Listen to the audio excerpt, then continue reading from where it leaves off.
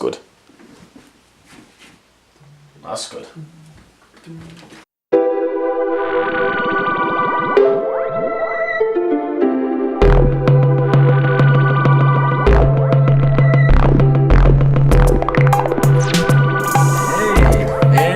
Hey. What's your name? I'm Logan. What is your name? I forget. Okay, well, doesn't matter, because welcome to another episode of the EVCT podcast. And this time, we're actually doing the discussions. Yeah. There's a video that will be coming out in the future where we talk about doing discussions, but it sort of goes off on another tangent, so forgive us on that one. Yeah, we'll have full-length ones and little blurbs as well. This is one of the blurb ones. And So today, expect a nice 15-ish. yeah, thing. 15-ish. So today, we will be talking about this here book here. It's called Together is Better. I don't know if you guys can see that. By Simon Sinek. We'll definitely link it in the I hope I said description. his name right. Simon Sinek, yeah. He's the guy with the clear glasses like me. But it's a little book of inspiration. It's kind of like almost like a children book. Like, Oh yeah, that's exactly it. I was reading it yesterday. My mom was saying that. She came downstairs and she's like, "Are you reading a kid's book?" I'm like, "Kinda." well, it's just like really cool. Like it's a really insightful book, but it's aimed towards more like people who work like 9-to-5s at jobs that they don't necessarily care for, and it's just about how teamwork and leadership is really what matters in today's society. Like most people are really.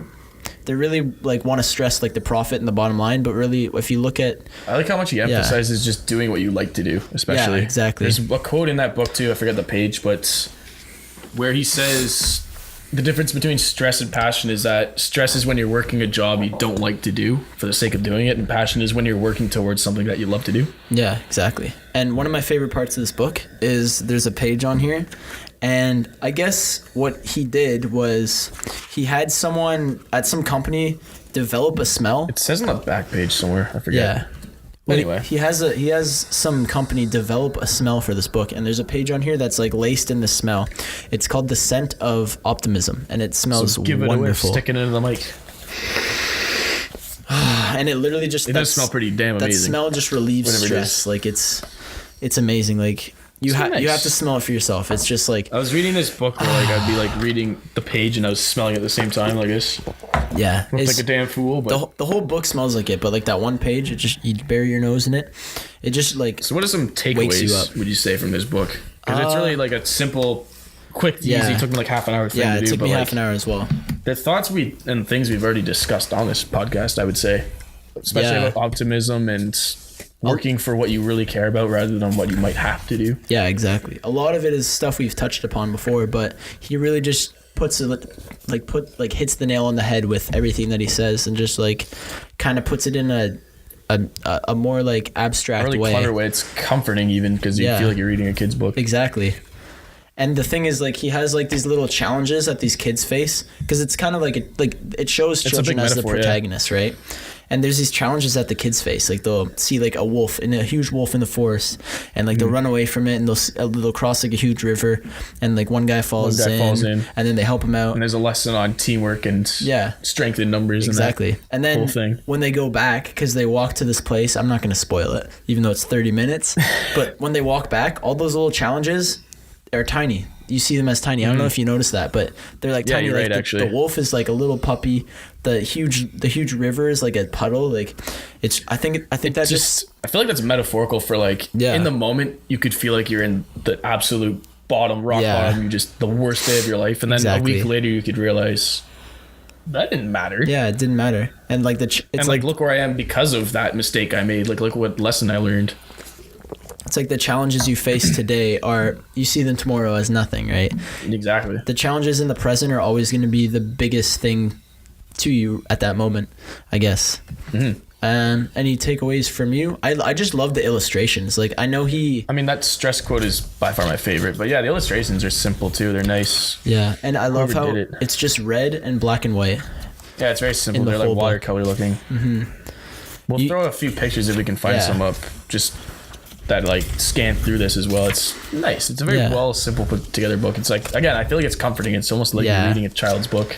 Exactly. Very simple to read, very It straightforward. literally says it right here. A little book of inspiration. That's all it really is.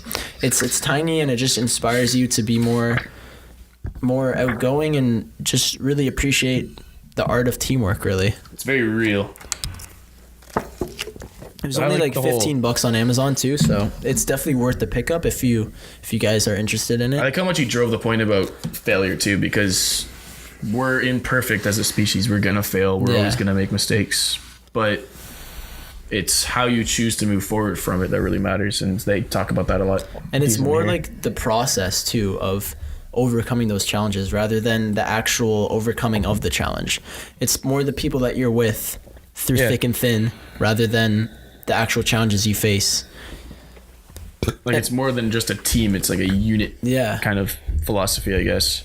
And like the coolest part is like he doesn't just like make it so abstract that you're like, how does this relate to like the real world? He literally just like puts it piece by piece, like everything that he says. It says poor leaders and companies, like it's basically talking about people working in companies with poor leaders and stuff like that. Like it's not like he doesn't sugarcoat it. He just like blatantly says all that stuff.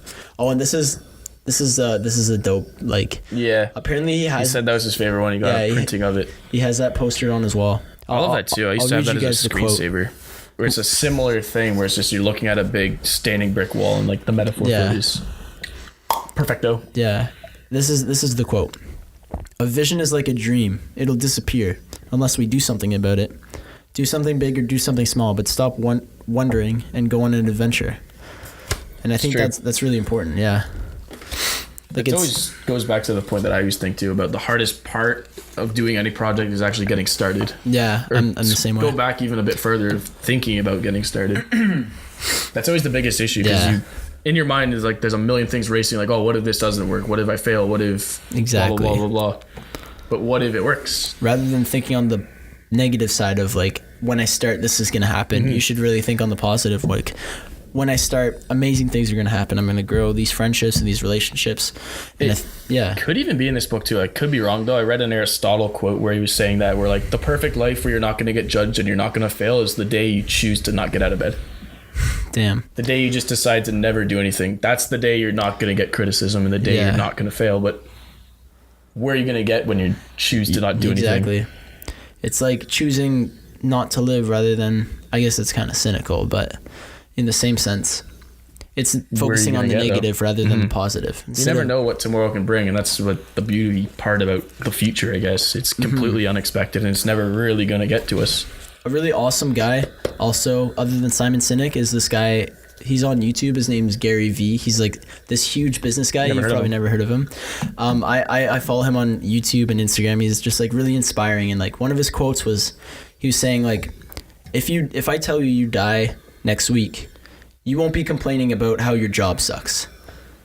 It's just It's a true, fact yeah. of life. If you live life in that mindset, it's like nothing can really stop you. Like if you live in the mindset where I'm gonna die tomorrow, you're not gonna live like you're Complaining. gonna die in 80 years. You're not gonna live like I hate my life, And that's F my like job, the whole right? idea too of like if you hate the job you're working in right now and you keep telling yourself it's just for the moment, why are you working yet in this moment? Oh no, it's to get me somewhere else and blah blah blah. Like I don't know. I just try to view it as how can you be spending your time more productively. Oh, I was about to say that word, but it slipped my head. Thanks. Oh, We said it anyway. This is a quote you're talking about right on the one? back. The stress one. Working hard for That's something. my favorite line of the whole book. Working hard for something we don't care about is called stress. Working hard for something we love is called passion. Easy enough. You don't have to break that down. Exactly. I just really love the book. It's just an amazing. The illustrations on point. And even there's like little pages where somebody actually wrote it. And I remember I saw an interview with him. He actually like hired like someone, like he went through like a whole hiring process and is like, okay, I like your writing, but he had to obviously decide on someone. Like he like broke it down and was like, okay, this writing is like the key. Like he really put a lot into this book. The illustrations are just on point. It's nice. Yeah. And the smell, I can't get over the smell. Yeah. That's the best part about it. I like the whole idea too that he has of it where it's just like pass it on to the next person you want to inspire. Yeah, exactly. I passed it on to you. And we did this really Pass it cool on to thing anyone. where Pass it on to everyone watching. yeah. We did this really cool thing where Nice. You put your name in. yeah. Well, we're gonna try it, but never I know. put my name in. Brandon put his name in. We're all just whoever we pass it along to. We hope that they put their name inside of it, and then Just keep going. yeah, and just pass it to whoever. And it doesn't matter if it gets back to us. It doesn't matter I just want the knowledge and the wisdom of this book to just get out to as many people as possible, especially you guys, like close friends of ours. And one day maybe we'll see it come back and we'll see all the names that are in it. Hopefully, maybe some of you guys as well. That would be pretty cool. Ambitious stretch, but you never know. I feel like you may never be seen again, but that's the beauty of it. I mean, I don't. If it's never seen again, I really don't care. It's just that nice. I love the knowledge just being It's just passed. a simple book. It just states like facts that we already think about all the time. Exactly. For the most part, he's just laying it out. In just such a like a childish but profound way, really. Because life is childish. I don't ever want to grow up. Life is simple. That's what I keep saying. But humans complicate it. Deep. But I just... Life is the simplest and most difficult thing you'll ever do. Oh, you're trying to out-deep me? I don't know. I don't want to out-deep you. But I was just going to say, like, books in general are just amazing in the sense where you can just pass it along to someone. Yeah, and shout when out they to read books, it, man. they'll just gain that knowledge. It's not like you have to explain it for them. They'll just gain the knowledge. We're both good on that. Yeah. We like to trade books a lot. Yeah, we Two do. of us. I I just like gave it. him a book today called The Art of Living by Epictetus, a 2,000-year-old book. It's amazing. Well, I haven't read it yet, but I assume it's it's amazing. amazing. Yeah. And the likability, you also gave me How to Sell a Lobster. Books are overlooked. This is not like a book club YouTube channel or anything like that, but they're Shout out to really books. overlooked. This will be our one little blurb on books. And I'm not the type either to read, personally, nonfiction, fiction books. Yeah, like fiction. Stories, basically movies in a book. I'd rather take and read a book that I can gain knowledge from and apply it to whatever I'm doing in life. I'm the same way. And this is one of them, I guess. It's kind of fictional though. It's a fictional story, but as well as you'll learn something from it. Concrete facts about things you don't really think of. The business and corporations and corporate culture and just all these little business things that when you're going to school you don't really understand. Like it's gonna kick your ass like that. Not the wrong things, but things in this that aren't taught through education. Yeah. And like the part he talks about where climbing the corporate ladder, you're good at your job. You don't really get taught how to lead though. Yeah. You're just basically promoted in a job if you're the best at what you do. So you're just looking down at those who just are replacing the job you used to work, telling them how they're doing it wrong because you're great at it, rather than having that leadership quality of accepting their difference of way of doing it. I guess. Like, yeah, he explains it in the book, but they give you so much training on how to work the computer system, how to do your actual job. But when they promote someone to be a manager and actually look over people, they give them no training whatsoever on how to be a manager and how to actually lead and motivate people. Yeah, it's more just, you're not the boss of people. You can tell them what to do. Yeah. And your opinion is key, nothing else. Exactly. And we're all people. That's the problem. Yeah. I guess with like the whole hierarchical system of employment, and at least like the corporate ladder, as they call it, you literally just, like, the higher you climb the corporate ladder, those below you just appear like not human. Yeah, more exactly. Just like your will, they can do whatever you tell them to do, kind of thing. And the higher up and higher up you go, the lower people seem like more and more nothing to you, right? They just become pawns on a chessboard as invisible. You're the king. Yeah, exactly. They'll just do what you tell them to do, and they'll bite the bullet for you. Without you suffering at all. Yeah. That's the problem between like managing and leading, I guess. And there's not enough leaders difference in the world. Exactly. I think just Simon Sinek's really insightful guy. All his videos are just great. I remember he had this one interview where he's like, got a really good TED Talk too. Actually, I've seen before. I saw a while ago. We'll throw that in. We're just like shamelessly shouting out Simon Sinek here. Simon Sinek, if you see us, give us a call. Like we think you're amazing. I will shake you firmly by the hand. But what I was gonna say is he has this interview where he's telling this guy that was interviewing him. He's like, I'm honestly ashamed that I have the job I have. Like, I'm making money telling people things that are so obvious. He's telling us that leaders should lead and motivate and be aware of the people that they're trying to motivate. Call. Yeah. And this book can almost be viewed as a mini wake-up call in the same sense too, where there's nothing new here. It's just no one really acknowledges these kind of things. No one really, they overlook it, right? It's just crazy. And I thought that quote was really funny. Like, I shouldn't even have the job I have right now. Yeah, exactly. I shouldn't have the praise I have right now. He knows it. Mm-hmm. But he's just he knows that he has to be the one though. Because someone else will have to if he doesn't. Has the platform, right? He already has and at the same time, he's doing something that really truly benefits others and helps them. And that's productive and that's important. And if that's your dream in life and that's your goal, then good on you, Simon. You're a great guy. You motivated me to get my clear glasses. Check them out. You guys should all wear clear glasses. I don't wear glasses because I can see. If you guys can't see, like me, get some clear glasses.